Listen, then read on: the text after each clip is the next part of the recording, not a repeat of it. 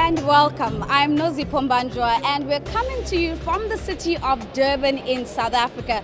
We're at the South African Tourism Indaba. Now, the World Economic Forum has just released their Tourism Competitiveness Index, and South Africa has once again claimed the top spot on the continent. Come with me as I speak to industry players and policymakers to find out what are the prospects for the sector's contribution to the economy.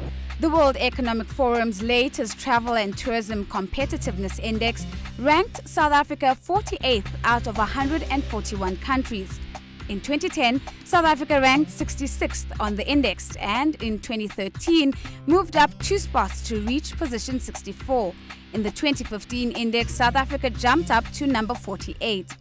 Over the past 2 decades, the South African tourism sector has outstripped growth in all sectors. In fact, the growth in tourism has outstripped the global growth in tourism. 2014 was quite a difficult year for many countries, especially African countries, and notwithstanding the difficulties, tourism grew. Tourist arrivals grew by 6.6% in 2014, and it continues to grow. And I think that's largely the result of the fact that we are simply a very, very attractive destination, and many stakeholders across the value chain have really responded well to this market opportunity. But also the value for money positioning of the country. Right. We're not talking about a cheap destination, but we're talking about a destination that has a variety of tourist experiences suited for various budget requirements out there. The fact that at some stage the currency will be weaker than foreign currency is not what we're marketing, because that's a short-term gain. In terms of our contribution to South Africa's economy, if you take the direct and indirect impacts of tourism in its totality, we're looking at 10% contribution to GDP, which is very significant. Perhaps more importantly, we've got up to 1.4 million, in fact over 1.4 million people employed in the sector. So it's a growing sector, it's a sector performing particularly well, and the trend over the last 2 decades has been an upward trend. We certainly feel that our marketing efforts are paying off. The various markets where we are marketing are resonating very well with the messages that we are communicating there. What is very important for us is, in fact, to position the country properly. We have been very successful as a safari destination, and a lot of people know us as such. But we are beginning to have a different narrative about South Africa in terms of its value proposition to a tourist out there. This country has got a lot to do with the heritage and culture, beauty of its nature, as well as lifestyle, music, very, very important. But the one thing that really makes us stand out there with a sustainable advantage is the warmth of our people. Everything else that we do in this country will come to nothing if the South African people themselves were not welcoming to our guests out there. It is not necessarily the pictures that people have with various scenic beauty, animals and stuff like that. It is the interaction they've had with the people that they will remember when they go back into their countries. And for us, that is very, very important. There's something happening within South Africa's tourism sector that perhaps participants in the sector are not necessarily feeling. We're being perceived as a very positive destination. Just a couple of the factors where we do really well. Great natural resources, says the World Economic Forum. Good infrastructure, good airlines, good links, good tourism links. And the other one that's really important, and it's one that Tulani alluded to, is we're not bad on pricing, which is surprising. For those of us who travel internally in South Africa, we might find it quite steep, but that's until you travel elsewhere. So we're competitive in terms of the value proposition. While looking at the attractiveness of South Africa as a tourism destination, let's start with Durban, the host of the Tourism Indaba. Well, we are a coastal city, and we are one of the biggest coastal cities in Africa. So that's how we want to project ourselves. Secondly, we are a growing city, so we want to show people how do we evolve over time to where we are now. Thirdly, we want to position ourselves as a destination of choice when it comes to investments as well as tourism.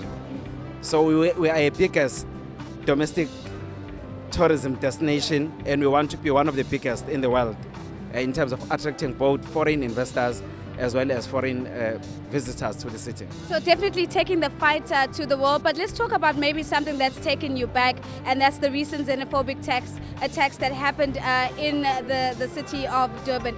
How are you ensuring that this doesn't erode or take away some of the work that you've been doing?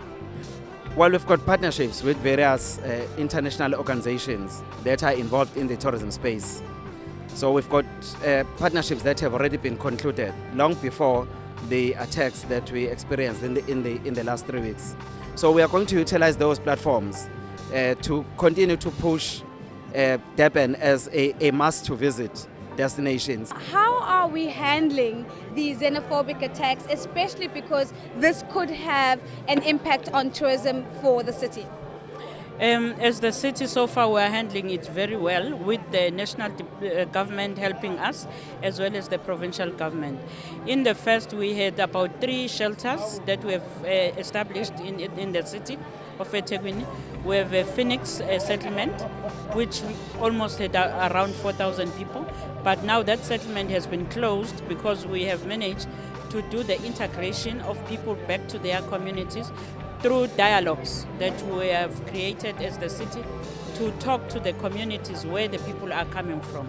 Although some of those who wanted to go back to their own original countries, we have helped for their embassies to manage to take them back to their homes.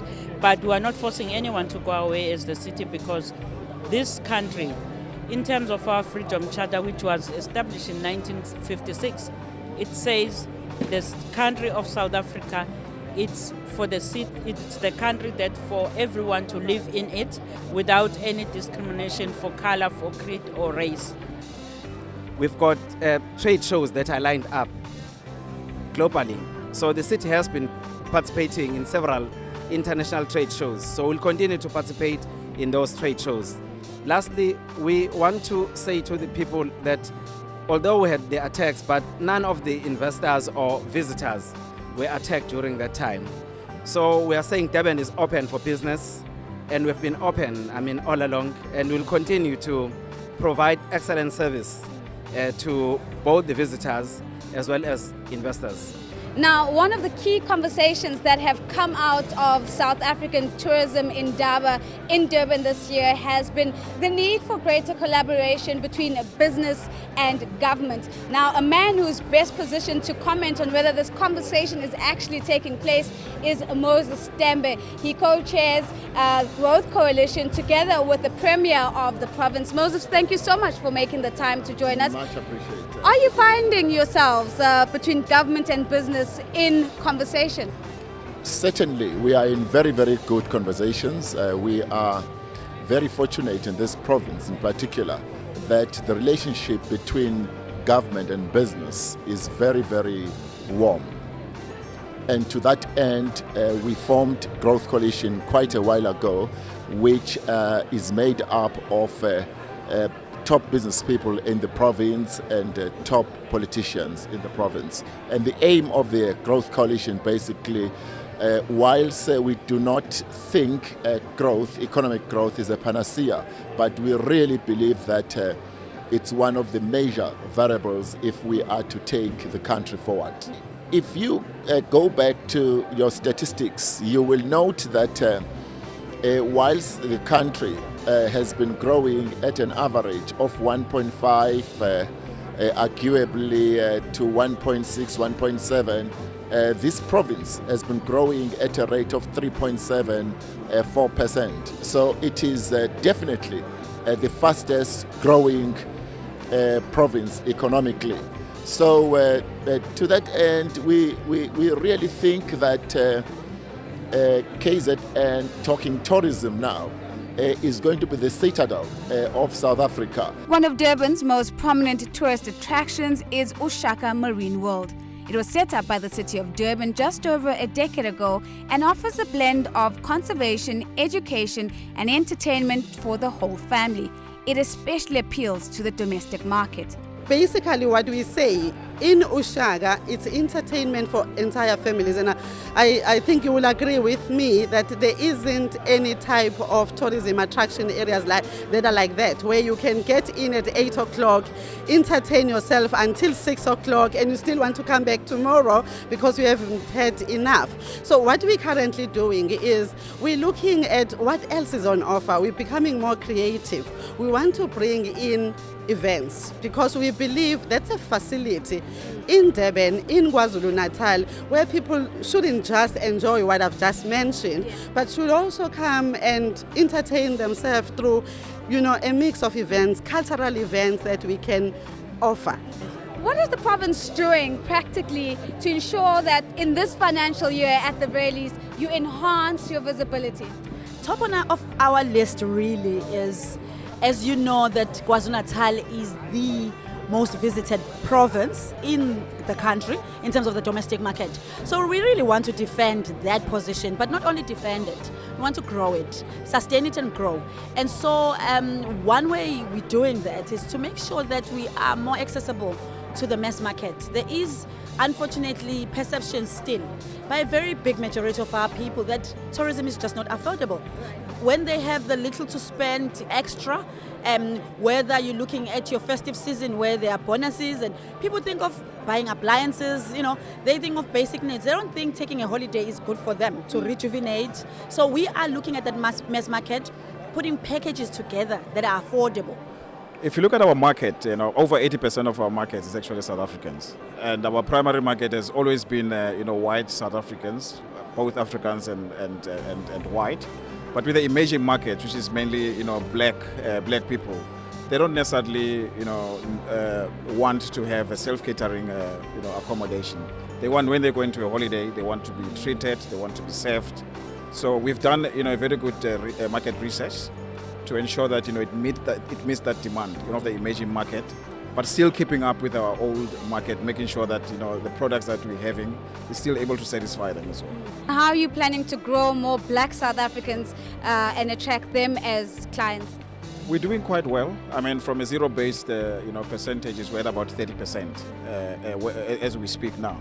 So we are really improving, and we will be visiting a number of exhibitions where our black markets frequent. We're visiting shopping malls to ensure we're going to exhibitions, various expos that are organized, such as this one, Tourism Indaba, where we are saying those that are actually catering for that niche market, they can actually come and talk to us and introduce this emerging market to the national parks in our country. We need to leverage more on our connections, partnerships, networks, and in fact forums like Indaba are fantastic opportunities for us to do that, where we've been here now 3 years in our little business, and we've made a lot of friends and connections and our network in the tour operator space, the OTA space, and we are leveraging on that, and certainly these are the things that will help us to continue to deliver into the future.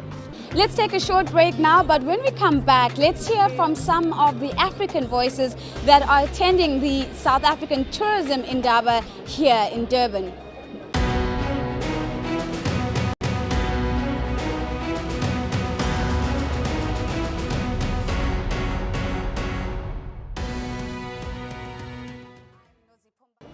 Welcome back, and thank you for staying with us at the South African Tourism Indaba. Now, one of the conversations that is emerging amongst African countries represented here is the idea of collaboration over competition. Let's find out where this has worked on the continent. Other than South Africa as the host country, 20 African countries participated in this, the largest Pan-African tourism event on the continent. Starting off as a South African event, the Indaba has grown to include first the Southern African Development Community destinations and later the wider continent. It has become pivotal to the continent's tourism growth ambitions. While exhibitors worked the venue, South African Tourism Minister Derek Hanekom hosted the Africa Interministerial Session, which was attended by 13 African ministers. The interministerial session was largely positive, and it was really focusing on how we can work together to collectively not only market South Africa as a great destination, but the African continent as a whole, and the unique offerings that the African continent has, and how we can strengthen regional cooperation, how we can improve intra-African travel flows as well. Of the 10 million visitors that we get annually, which of course, as I said before, shows a consistent pattern of growth, but 7 million of those 10 million visitors come from other African countries. So intra-African travel is terribly important. Airlink is very important. And of course, travel facilitation, making it easier in terms of visa requirements while protecting your country's interests. I think one of the issues why sentiment amongst the tourism industry, certainly the operators that you talk to, is negative right now, and that is by South Africa's insistence on pushing forward some quite draconian visa regulations when the rest of the world seems to be bending over backwards to welcome tourists. I wouldn't go as far as calling them draconian. I'd say well-intended, because we need to look after national interests, but we also need, as the President said during his State of the Nation address, find the appropriate balance between tourism growth, facilitating ease of travel, and protecting our country's security interests. We have realized that for us to succeed as South Africa, we first need to acknowledge the fact that we are part of the African continent. And any negativity, whether it's an Afro-pessimism, will invariably affect the way that we're positioning ourselves. So for us to do very well, we therefore want to make sure that we don't just succeed alone. We don't want to be a little pimple in the face of Africa as the only country that is working well. It is also very important for us to understand that in some instances, if you do not package yourself very well as part of the continent, you may as well lose that particular customer. But also what is even important is the fact that you have to move to a level where you can provide a seamless kind of service. The Univisa component is very important because for people to move with ease, it must be such that from an air connectivity point of view, and the visa facilitation is not just expensive, but it is ease of travel for them. There's been a piloted Univisa between Zambia and Zimbabwe. It has been successful and is being expanded to include at least 3 other African countries next year. We partner with a lot of trade partners to drive activations all around the country and actually sell packages in the process. And of course, our strategy is also going to Africa and Asia more. And so there's a lot of exciting projects we do with SA Express, where we have a direct route between Durban and Harare, for instance, and between Durban and Lusaka, and we're growing those numbers. We are part of something called the East African Tourist Visa, which essentially means that if you are visiting Kenya, Rwanda or Uganda, you only need one visa that gives you 90 days multiple entry access to our country. Minister, it certainly sounds that there's a lot of work being done in terms of enhancing the visibility of Uganda as a tourist destination. Let's talk about future growth potential. What are your targets in terms of how much you want to grow the sector and its contribution to GDP? Currently, the sector contributes about 9% to GDP, but we want to grow that to over 50% because we have a lot to offer. So the government is investing more in marketing, advertising, and infrastructure development, so that we get very competitive in the region. Although South Africa sits at the southernmost tip of Africa, it is still vulnerable to the perceptual risks that come with being a part of the continent. The perceptual risks that Africa stands, especially in light of the fact that we also have to sell brand Africa and not just brand South Africa. Are we doing enough from a brand revitalization point to get around those?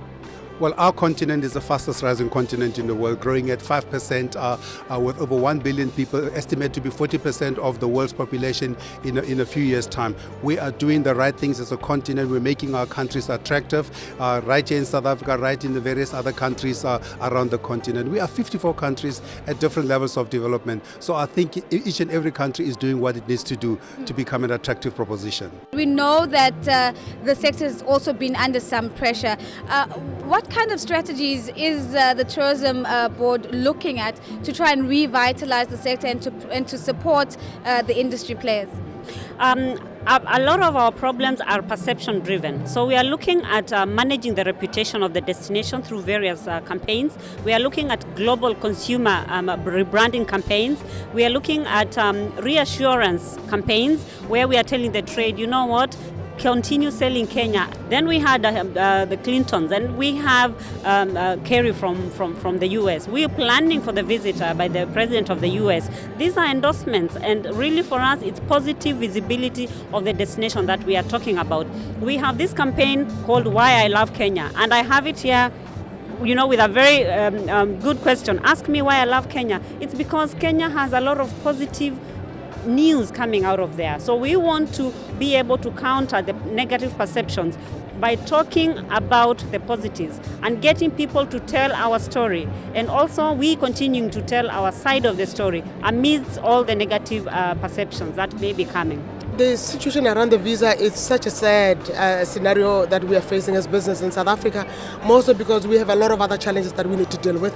You know, we have the lingering effect of Ebola that is still affecting travel into Africa. It doesn't matter whether you're South Africa, you are Africa. People, you know, have questions about traveling here. Fair Trade Tourism certifies businesses that meet the criteria of responsible and sustainable business tourism practice. What has been the uptake for fair trade tourism? How many businesses are FTCC certified versus those that have not participated? I think it's in South Africa. It's still a very, relatively new concept. So we in the educational stages of really, getting people the buy-in of ordinary people and also tourism businesses. And if you go overseas, a lot of people know about fair trade because they know about fair trade label. We even have fair trade, standalone shops where you can buy the fair trade wine, fair trade coffee, fair trade chocolate. So it's a fairly new concept in South Africa, but it's catching on because, like I say, a lot of tourists recognize it because they come from Europe. Those source markets, they know exactly what this label means, and more businesses come and say, you know what, we want to be certified as well so that we can be the first choice. I'm joined now by the head for intergovernmental relations at eThekwini Municipality, and I'm joined by a Brazilian who is based in Moscow, and these two gentlemen seem to have a rather interesting story to tell, an unlikely relationship, even if I may say so myself. Let's start off with you, Eric. What brings you two together? Well, as you know, Durban hosted the 2013 BRICS Summit here in Durban, and our Convention Bureau brought Alberto to the city to say, let's do a follow-up on that very successful BRICS conference, and how can we now bring all those tourism ministers to Durban, meeting with all the stakeholders in those BRICS countries, bring them to Durban next year, and have an amazing conference that taps into those strategic markets of India, Brazil, China, and Russia, and us, of course, our beautiful country. Now, that being said, Alberto, a fantastic vision that's been articulated here. What's been possible? What has been done thus far? When we understand little about tourism, 4 years ago, it was the World Cup here. 1 year ago, it was in Brazil. Next World Cup in 4 years, it will be in Russia. So BRICS, it's in the high level now, in the big events, and the big events is tourism. But there is no connection yet. So that with Durban, we try to figure out, put all these ministers together and say what you can do for increase more and more tourism between BRICS countries. As a final question, I was told earlier today that more than 10,000 meetings are occurring at this particular Indaba. Have you been able to make business from being here this time around? I do because in Indaba is my first time, but not my first time in South Africa. So I make the first contact long time ago, and now I come here and talk with the good hotels, mostly with the good hotels here in Indaba in the Cape Town. So we are in the final decision to make a contract. So I can say that helped me a lot in my business in Russia. South Africa is an excellent safari destination, but the Indaba also showcases the investment opportunities across the sector.